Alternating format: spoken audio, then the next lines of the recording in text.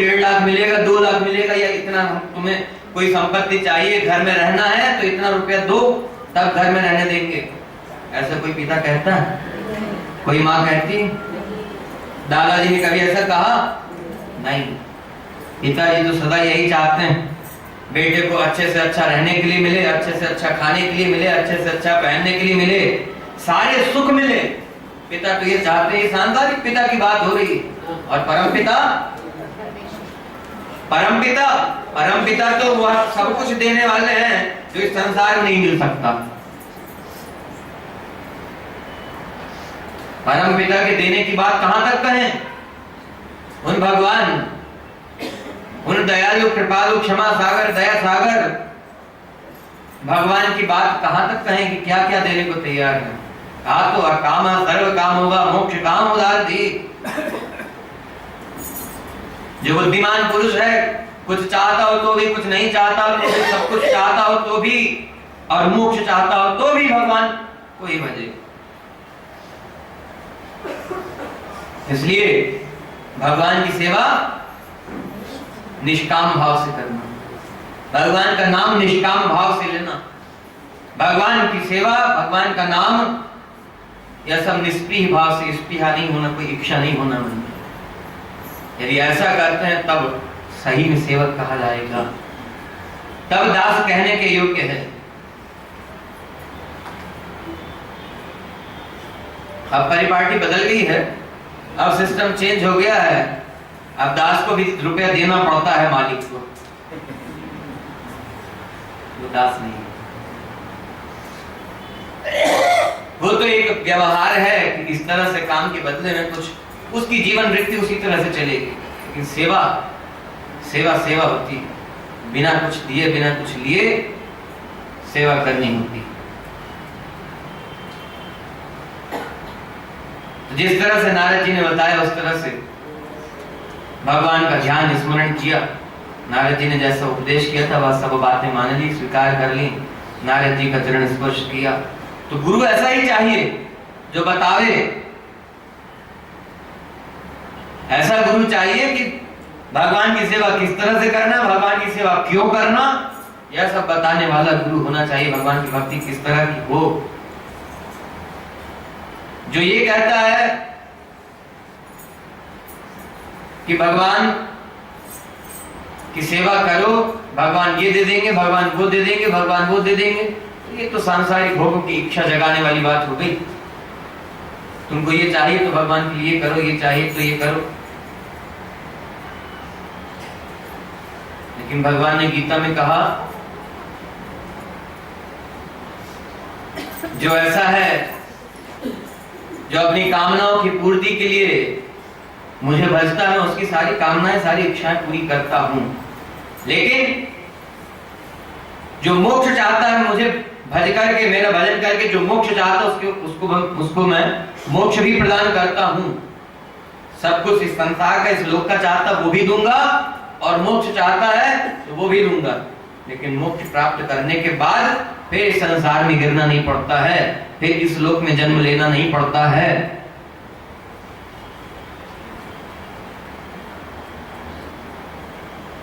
कल बताया था ना, काम इससे ज्ञान प्रपद्यन्ते न देवता।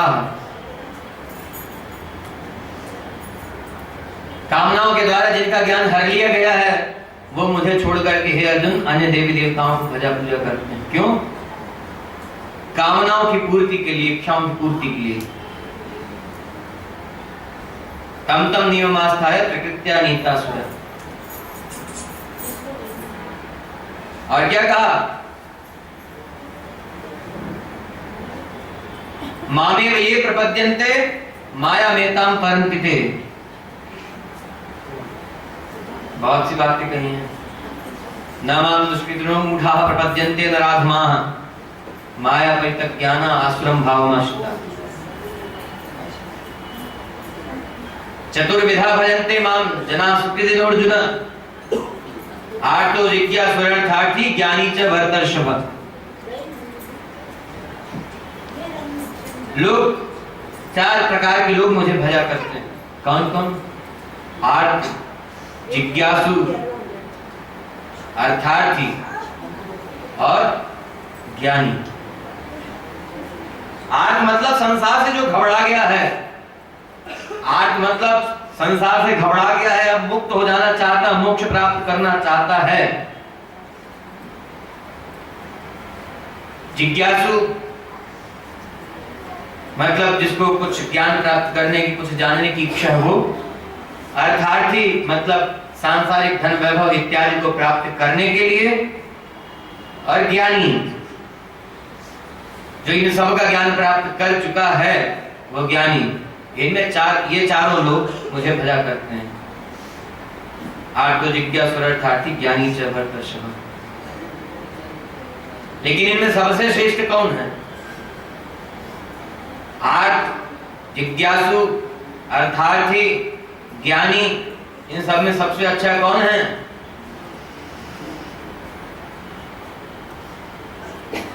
आर्त दशा जो है मतलब संसार से घबरा गया है, अब संसार में रहना बिल्कुल नहीं चाहता, एक क्षण भी संसार में रहने की इच्छा नहीं है।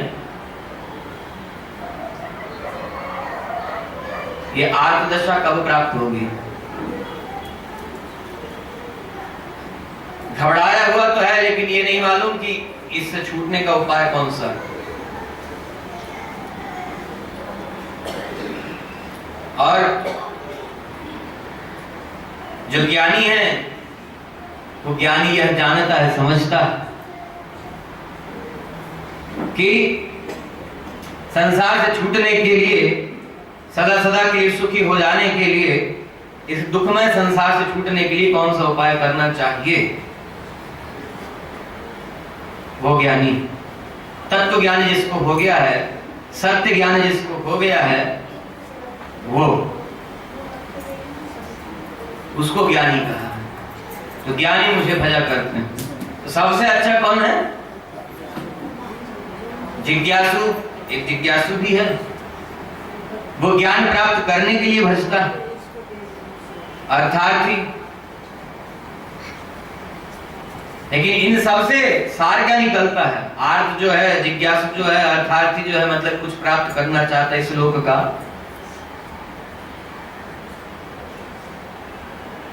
वह जिज्ञासु और ज्ञानी, इन सब से सारे ही निकलता है कि आर्त है तो भी भगवान को भजना है, कुछ ज्ञान प्राप्त करना है तो भगवान को भजना है, ज्ञानी है तो भगवान को भजना ही है। यदि भगवान को नहीं भजता तो कैसा भी ज्ञानी हो उसका ज्ञान निरर्थक है। कहा ना, वह संत श्री भगवंत वास्तव में तुम्हें जाने नहीं। ऐसा जो संत है, ऐसा जो कहने वाला है कि त्रेता द्वापर के समान भगवान नहीं मिलते हो, वास्तव में संत तुम्हें जानते नहीं। तो अब इससे ये बात समझ लेनी चाहिए, वो संत है अथवा नहीं, ज्ञानी वो है अथवा नहीं। तो जिज्ञासु को सदा रहना चाहिए। ज्ञानी की दशा क्या है? ज्ञानी की दशा यह है कि केवल और केवल भगवान का भजन करे, यजेत पुरुषम परम, ये ज्ञानी की दशा। और जिज्ञासु भी सदा होना चाहिए। ज्ञान प्राप्त कर लिए तो भगवान के अलावा और कुछ चाहिए नहीं। सदा भगवान को प्राप्त करने के लिए, भगवान की सेवा प्राप्त करने के लिए प्रयास प्रयत्न करता रहे। भगवान मिल गए हैं, भगवान ने दर्शन दिया तो भी और कुछ नहीं चाहिए। सदा सदा भगवान का साथ रहे, सदा सदा भगवान मिलते रहे, सदा भगवान दर्शन देते रहे।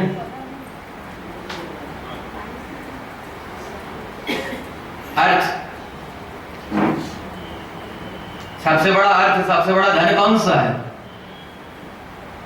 इस संसार का धन तो छूट जाने वाला है, कितना भी मिल जाए, लाख करोड़ अरब खरब, और उसके आगे जो है वो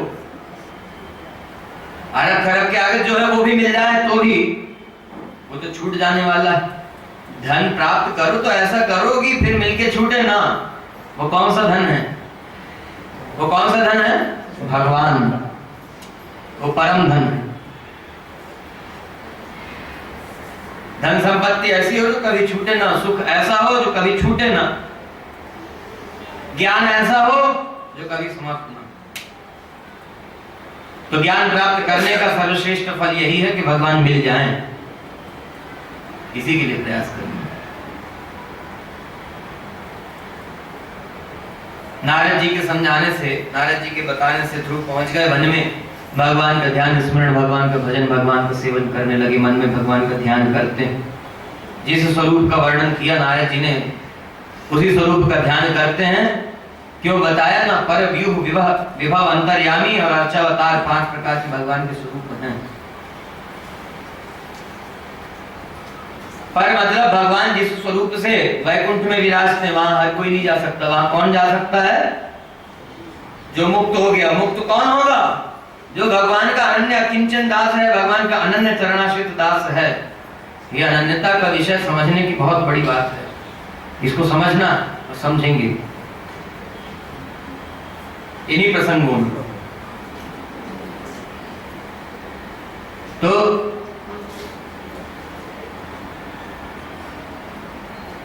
भगवान को प्राप्त करना,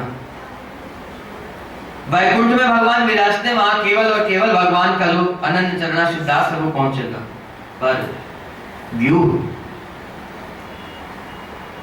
विभव, भगवान कभी राम रूप में, कभी श्री कृष्ण रूप में, कभी वामन स्वरूप में प्रकट होते हैं जीवों के कल्याण के लिए, जगत कल्याण के लिए। ये भगवान का विभव स्वरूप है। पूरे वैभव के साथ भगवान पधारते। अंतर्यामी स्वरूप से भगवान सबके हृदय में विराजते हैं। अंतर्यामी स्वरूप से सबके हृदय में रहते हैं, हर एक जीव के अंदर है। जो भी शरीर धारण किया हो, भगवान सबके अंदर अंतर्यामी स्वरूप से विराजते हैं। और अर्चावतार रूप में, श्री विग्रह में, चित्रपट में हमारे घर में भगवान विराजे हुए। तो अंतर्यामी स्वरूप बता दिया नारद जी ने। अंतर्यामी स्वरूप भगवान का कैसा? वही स्वरूप जो भगवान का नारायण स्वरूप है, जो विष्णु स्वरूप है। सशंख चक्रम सकीर्त कुंडलम, हाथ में गदा, शंख चक्र, कमल पुष्प धारण किए हुए, कान में सुंदर सुंदर कुंडल, कांधे तक फैले हुए लंबे लंबे काले चमकते हुए घुंघराले बाल, माथे पर ऊर्ध्वपुंड्र तिलक, गले में सुंदर सुंदर वनमाला, वैजयंती माला, अनेक प्रकार के हार श्रृंगार। ऐसा भगवान का जो स्वरूप है, भगवान उसी स्वरूप से अंतर है। भगवान सबके अंदर विराजते हैं उसी स्वरूप से। स्वरूप वही है। वैकुंठ में विराजते हैं, अवतार ग्रहण करते हैं, अंतर्यामी स्वरूप से सबके हृदय में हैं। और भगवान के कितने तरह के चित्र हैं। बाल स्वरूप का चित्र है, बाल स्वरूप के विग्रह मूर्ति भी हैं।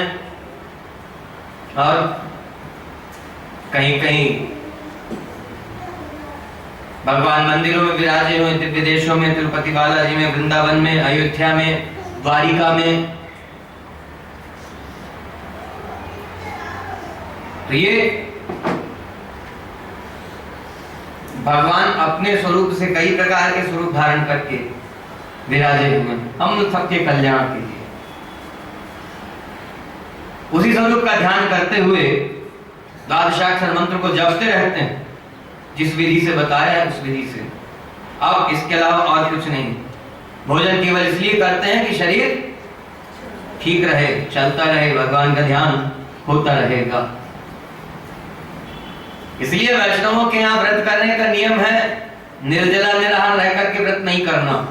क्यों? अब की स्थिति में हो सकता है निराहार रह करके व्रत नहीं ना, क्योंकि अब तो व्रत करते हैं तो कल व्रत करना है और प्लानिंग 2 दिन पहले से करते हैं।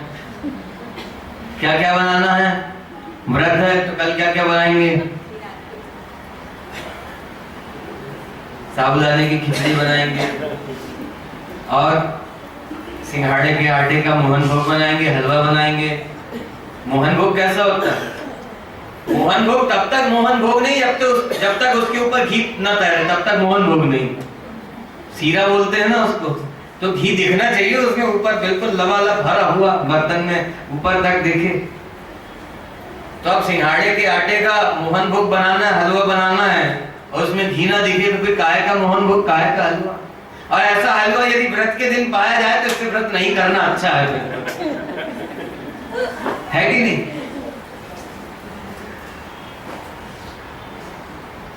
देख लीजिए, स्वयं विचार कीजिए। काजू कतली पाएंगे, बादाम की बर्फी, और व्रत में जो जो चल सकता है। व्रत के लिए तो नियम है कि जितना हल्का आहार हो उतना अच्छा। क्यों? व्रत के दिन आलस से नहीं आना चाहिए, और प्रातः काल जल्दी उठ करके स्नान इत्यादि करके भगवान की सेवा पूजा करना, और उस दिन दिन भर केवल और केवल भगवान का स्मरण ध्यान ही चलना चाहिए, भगवान का भजन ही चलना चाहिए, और कुछ नहीं। और हम लोग क्या करते हैं? हम लोग सब ऐसी वस्तुओं को पाते हैं, ऐसे पदार्थों को पाते हैं जिससे आलस भी आता है, गुस्सा भी आता है। क्यों? तीखा बनाते हैं ना स्वाद के लिए। व्रत के दिन तो सारे स्वाद का त्याग करना है, लेकिन हम उस दिन सारा स्वाद लेते हैं। खट्टा भी चाहिए, मीठा भी चाहिए, तीखा भी चाहिए, नमकीन भी चाहिए।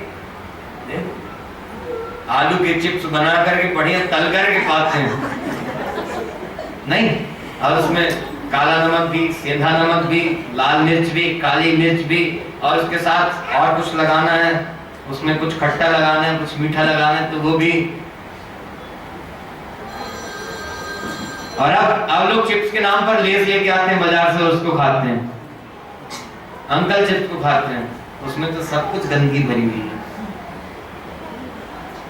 प्याज, लहसुन, सब कुछ डलता कि नहीं? हमें मालूम नहीं है, खाया नहीं, लेकिन पता जरूर लगाया क्या क्या होता है उसमें। क्योंकि आप लोगों को यदि कहना है तो मालूम तो होना चाहिए कि क्या क्या खा रहे हैं, उसमें क्या क्या मिल रहा है। पानी तो नहीं आ रहा मुंह में? हाँ, नहीं तो सुन के मुंह में पानी आने लग जाए,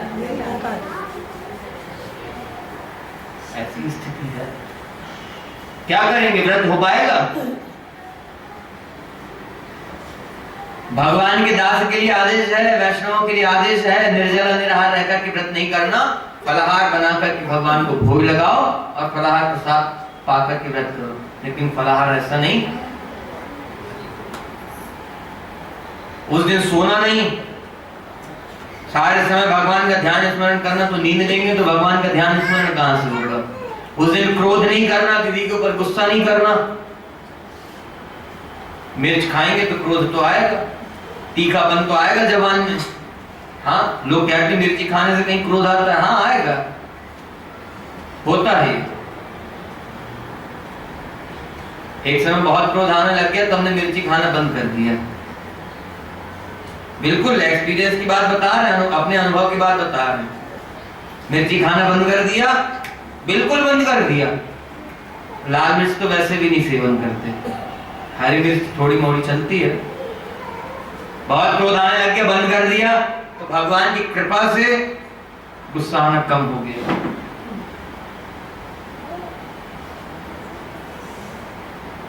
तो क्या मीठा खाने से मिठास बढ़ेगी जवान में? रहेगा, लेकिन ऐसा मीठा नहीं खाना कि दूसरी बीमारियां बढ़ जाएं। मीठा मतलब मीठा खाएंगे तो शरीर में उत्तेजना नहीं बढ़ेगी। तीखा खाएंगे, प्याज लहसुन खाएंगे तो शरीर में उत्तेजना बढ़ेगी, काम वेग बढ़ेगा, क्रोध का वेग बढ़ेगा, तामसिकता बढ़ेगी। तामसिकता रहेगी तो भगवान के ध्यान स्मरण भजन पूजन में मन नहीं लगेगा, मन इधर उधर भटकता रहेगा, तो भगवान की सेवा में, भगवान की कथा श्रवण में, भजन कीर्तन में मन नहीं लगेगा। मन को स्थिर रखना है तो खान पान अच्छा होना चाहिए, सात्विक होना चाहिए। इसलिए मना किया हुआ प्याज लहसुन खाने को, इसलिए मना किया, भक्ष भक्षण इसलिए मना किया हुआ। और वो चीज खाने योग्य कहाँ है? दूसरे किसी जंतु को, किसी जीव को मार मार करके, काट काट करके खाने योग्य है? लोगों को पता नहीं कौन सा आनंद मिलता है इसको। हाँ, बनेगा। कब्रिस्तान क्या, सब सारी गंदगी शरीर में ही भरा, अपने ही शरीर में आएगी। यदि है ऐसा तो इसको छोड़ना चाहिए। कह रहे ना आपको कल ध्रुव का चरित्र कहा होता तो इतनी बात तो नहीं होती। श्रीमन नारायण भगवान की जय। मतलब सात्विकता होनी चाहिए। बात ये हो रही है कि उस समय ऐसा व्रत किया जा सकता था, संभव था, इसलिए ऐसा नियम बताया था नारद जी ने। लेकिन अब ऐसा नियम नहीं हो सकता, इसलिए अब क्या है, अब केवल और केवल भगवान का नाम जितना अधिक से अधिक बन सके लेते रहिए, काम करते रहिए, नाम जपते रहिए। भंडार घर में है, नहीं समझ में आया होगा। रसोई घर में समझ में आ रहा है सबको? किचन में, किचन में है, भगवान की भोग की सामग्री बनाते रहिए और मन में भगवान का नाम लेते रहिए। मुंह चलाने की जरूरत नहीं है, मुंह खोलने की जरूरत नहीं है। क्यों? भगवान की भोग की सामग्री बनाते समय यह भी ध्यान रखना, मुंह चलता रहेगा, बोलते रहेंगे, थूक निकलता रहता है, भगवान की भोग की सामग्री में पड़ेगा, अशुद्ध होगा, ये भी ध्यान रखना। और मुख से बोलने से ज्यादा अच्छा है मन से स्मरण करते रहें। परसों आएगा एक प्रसंग ऐसा, आपको बताएंगे। मन से करने का प्रभाव यह है कि मन में यदि नाम लेते रहेंगे तो मन फिर भगवान में ही लगा रहेगा, जिसको याद कर रहे हैं उसी में लगा रहेगा मन। ऐसा नहीं मन से किसी और को याद कर रहे हैं, नाम किसी और का ले रहे हैं, बुद्धि कहीं और है, इससे नहीं काम चलेगा। मनसा वाचा कर्मणा भगवान की भक्ति की जाती है, मन वचन कर्म से।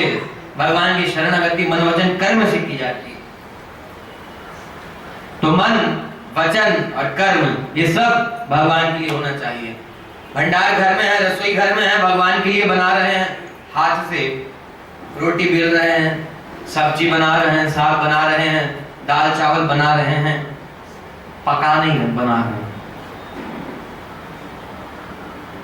भगवान के लिए कर रहे हैं हाथ से। मन में ये रहना चाहिए भगवान की सेवा कर रहे हैं, भगवान के लिए बनाना और भगवान के गुणों का, भगवान के नामों का कीर्तन चलता है।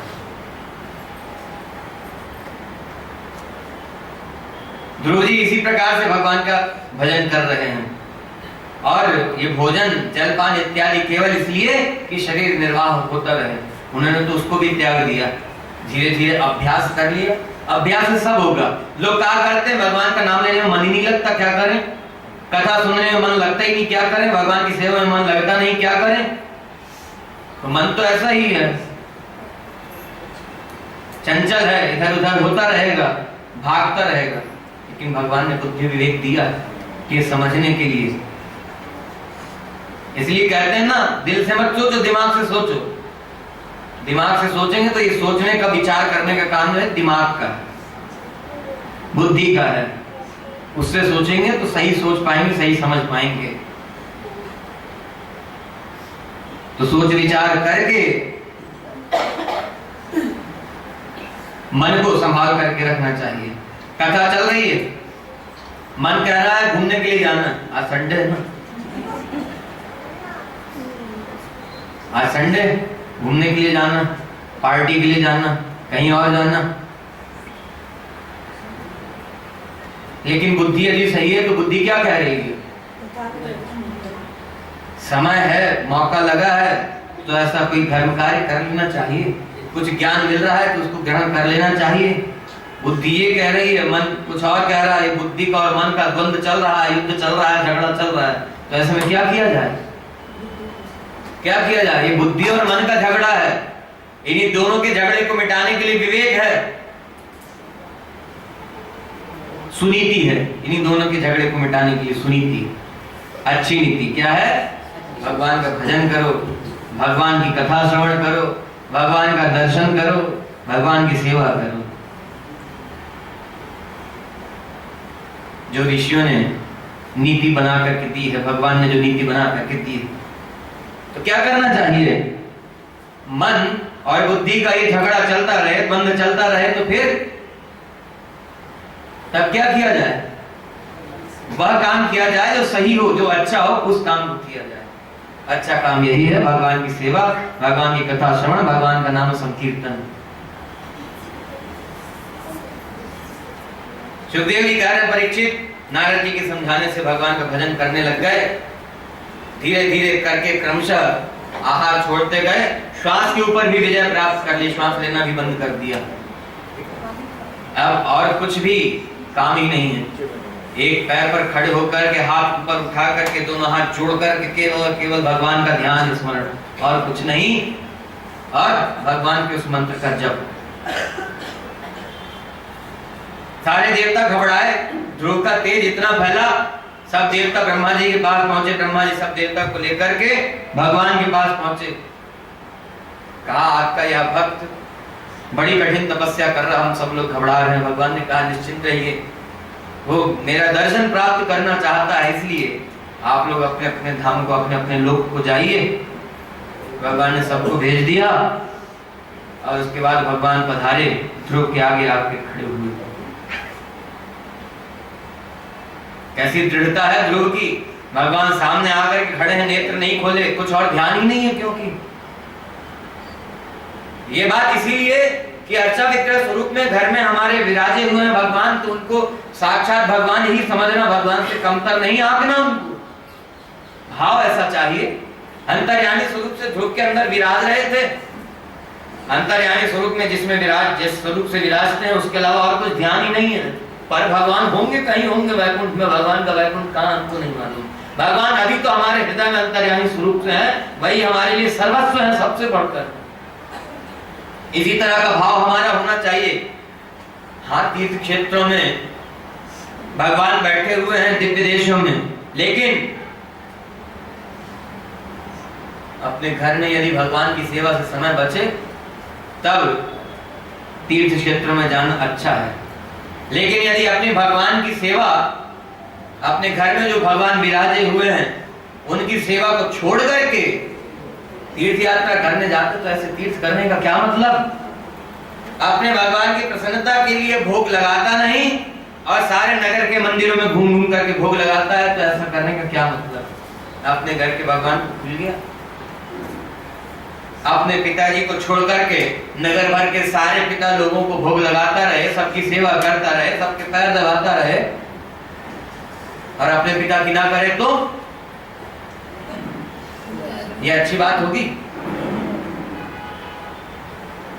अपने सगे संबंधी को छोड़ करके, अपने माता पिता को छोड़ करके करना चाहिए, अच्छी बात है। परोपकार किया जाए, बहुत अच्छा है, करना चाहिए।